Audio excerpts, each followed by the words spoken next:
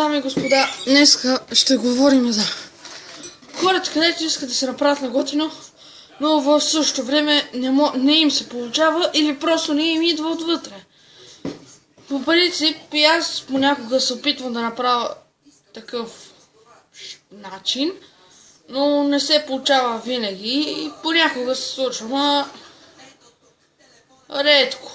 Не кой знае колко често. Ето сега ще ви покажа един пример, където хората си мислят, че е ефикасен. Да си сложите една шапка и така. Ама, какво ме гледате ме?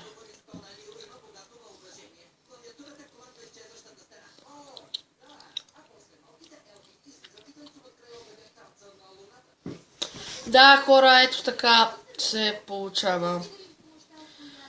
Или па, ето, когато някой готин се опитва да впечатли някой готино момиче, ето как понякога се объркват нещата или как се получават. Ама, оля, ходим в салона! Шибано, копеле, аз да не съм нека жена! Ами на профила ти във Фейсбук пише, че всъщност започваш стриптизьорство и проституция и пушене на цигари.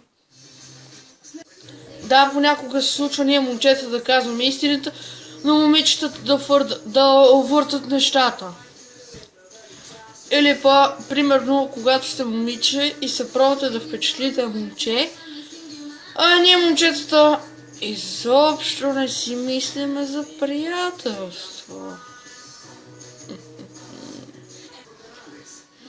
О, момче!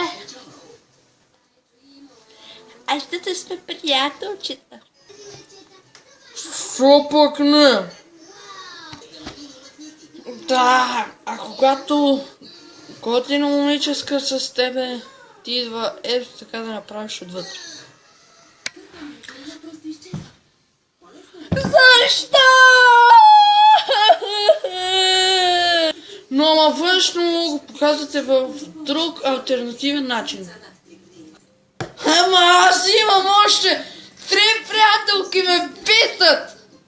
Нати! Да... Това когато си на около 17 или 18 години.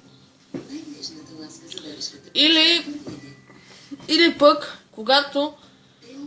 Това е много интересно, защото при зубарите много по-често им се получава да се хванат с най-готината в училище. Ето ви един такъв подобен пример.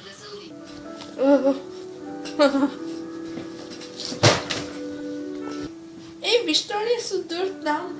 Искате ли да му помогна? Извинявай. Ема, искаш ли да ти помогна с учебниците? Не, благодаря. Айде да ходим в салона.